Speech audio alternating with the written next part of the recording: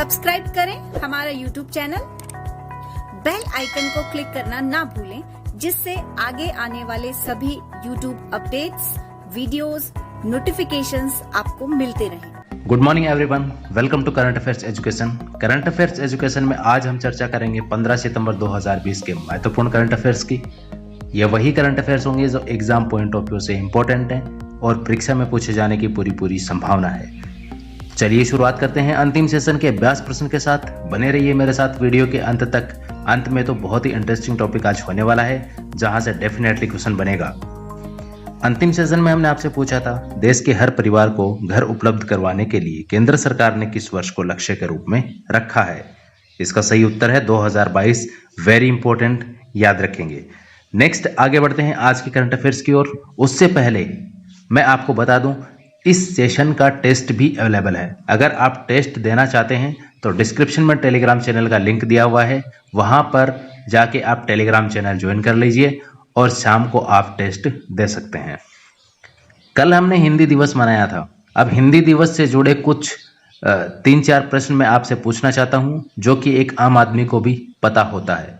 तो ऐसे ही प्रश्न मैं आपसे पूछना चाह रहा हूं कि आपको हिंदी भाषा का कितना ज्ञान है। एक सामान्य तौर पर यह प्रश्न कोई भी बता सकता है।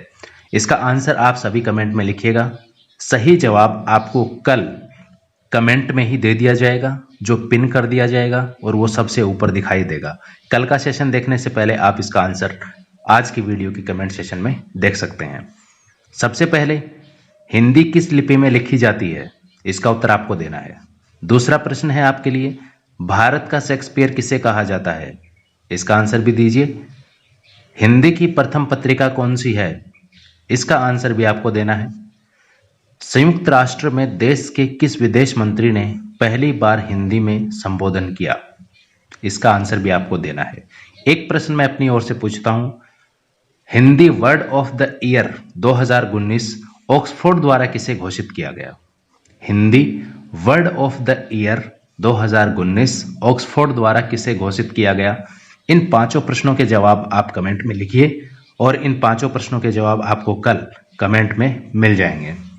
अब देखिए, सबसे पहला जो पॉइंट है, यूपीएससी पॉइंट ऑफ व्यू से भी इंपॉर्टेंट, और ऐसा कोई एग्जाम नहीं है जिसमें बौद्ध धर्म से संबंधित प्रश्न ना पूछे।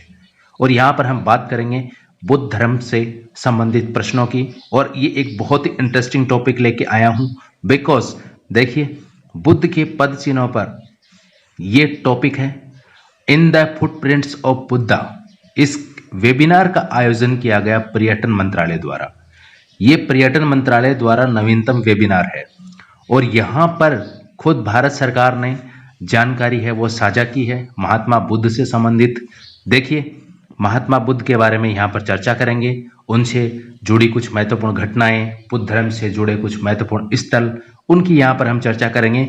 आपका प्रश्न एग्जाम में गलत नहीं होना चाहिए, यही हमारा उद्देश्य है। और इतना अच्छा कंटेंट अगर आपको मिल रहा है तो फटाफट वीडियो को शेयर कर दीजिए।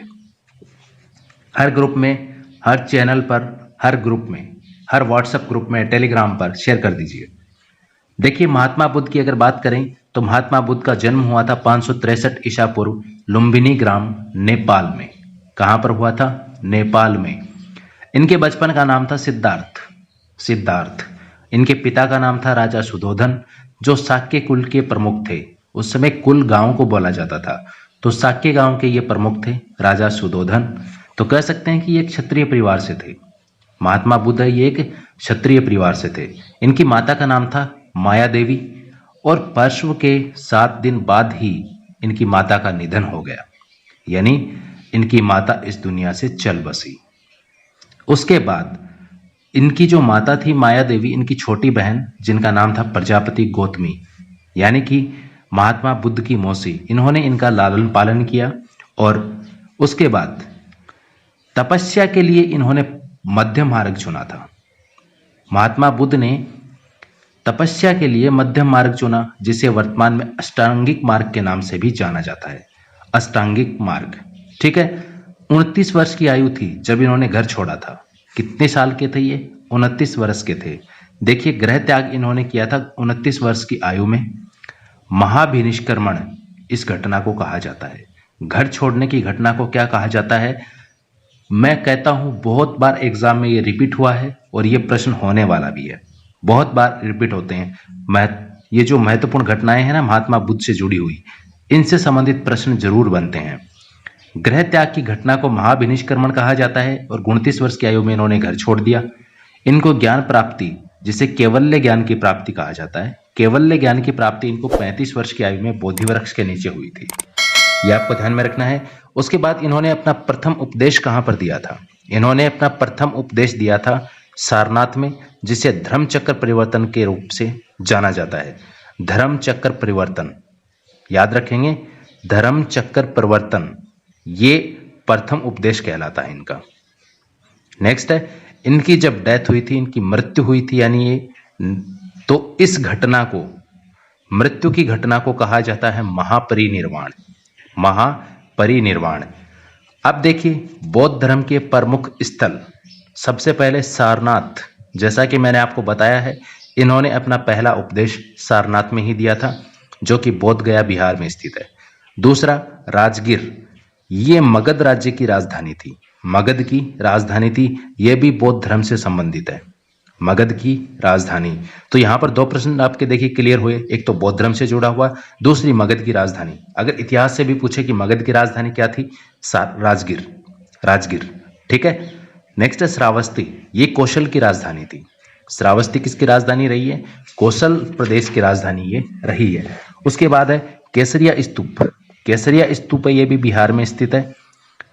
वैशाली शहर, वैशाली है, यहां पर इन्होंने अपना अंतिम प्रवचन दिया था। ध्यान रखना, अंतिम प्रवचन, इस शब्द को अच्छे से समझ लेना, अंतिम प्रवचन। कुशीनगर, कुशीनगर में इन्होंने अपना अंतिम उपदेश दिया था।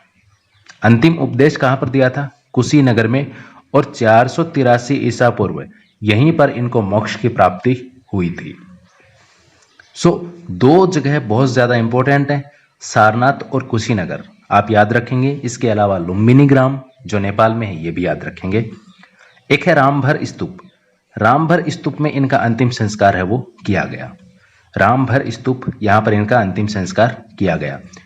और अगर मैं वैश्विक स्तर पे बात करूं तो दुनिया में बौद्ध धर्म के अनुयायी हैं लगभग 500 मिलियन, 500 मिलियन से भी ज्यादा लोग हैं वो बौद्ध धर्म को मानते हैं। अगला है अपना point, international day to protect education from attacks, यानी कि हमलों से शिक्षा की रक्षा के लिए अंतर्राष्ट्रीय दिवस। ये कब मनाया जाता है? देखिए ये 9 सितंबर को मनाया गया, 9 सितंबर को मनाया गया। बट इसलिए इंपॉर्टेंट है, ये पहली बार इसका आयोजन हुआ है, पहली बार इसका आयोजन हुआ है, इसलिए ये इंपॉर्टेंट है, याद रखेंगे। और यूएन की अगर मैं एक आपकी रिपोर्ट आपके सामने रखूं, एक लाइन उसमें मैंने पढ़ी थी, उसमें कहा गया कि पिछले 5 वर्षों में 22,000 से भी ज्यादा छात्रों व शिक्षकों पर हमला हुआ है। ये बहुत चिंतनीय विषय है। यूएन ने यहां पर कहा कि ये जो स्कूल हैं, विश्वविद्यालय हैं, ये पवित्र स्थान हैं, यहां पर कम से कम इस प्रकार की घटनाएं नहीं होनी चाहिए। इनका यहां पर जो सामंजस्य है वो अच्छा होना चाहिए। दूसरी चीज, ये यहां पर यूएन ने क्लियर किया है कि 22,000 से भी ज्यादा छात्रों व शिक्षकों पर हमला है वो पिछले 5 वर्षों में हुआ है। इसीलिए ये दिवस है, ये मनाया जाता है, international day to protect education from attack. तो पहली बार इसका आयोजन हुआ है, वेरी इंपॉर्टेंट, याद रखेंगे। नेक्स्ट एक व्यक्तित्व है रघुवंश प्रसाद सिंह, जो राजनेता थे और कदावर पूर्व केंद्रीय मंत्री भी रहे हैं। इनका हाल ही में निधन हुआ है। इनको रघुवंश बाबू के नाम से भी जाना जाता है, रघुवंश बाबू। तो नाम याद रखेंगे, रघुवंश प्रसाद सिंह, ये राजनेता थे, इनका क्षेत्र याद रखेंगे। उसके बाद आगे बढ़ते हैं, एक नाम आता है पूनम खत्री। पूनम खत्री क्यों चर्चा में है? देखिए 15वीं वुशु चैंपियनशिप 2019 में हुई थी, चीन संघाई में हुई थी। अक्टूबर 2019 की बात है। इस समय इन्होंने सिल्वर मेडल जीता था, यानी कि रजत पदक, और इनका रजत पदक है वो अब स्वर्ण पदक में प्रमोट हो गया है, स्वर्ण पदक में उसको परिवर्तित कर दिया गया है। बिकॉज देखिए जिन्होंने स्वर्ण पदक जीता था उनका नाम था मरियम हाशमी, और ये डोपिंग टेस्ट में पॉजिटिव पाई गई। ठीक है, डोपिंग टेस्ट में पॉजिटिव पाए जाने के कारण इनसे गोल्ड मेडल वापस लेके और जो सिल्वर मेडल जिन्होंने जीता था उनको यहाँ पे गोल्ड मेडल दे दिया गया। तो पूनम खत्री हैं, ये हरियाणा से हैं, बहादुरगढ़ के पास में एक गांव है, वहां से ये बिलोंग करती हैं। और अगर वर्तमान में इनकी अगर मैं बात करूं तो ये एसएसबी यानी कि सशस्त्र सीमा बल में एएसआई के पद पर तैनात हैं।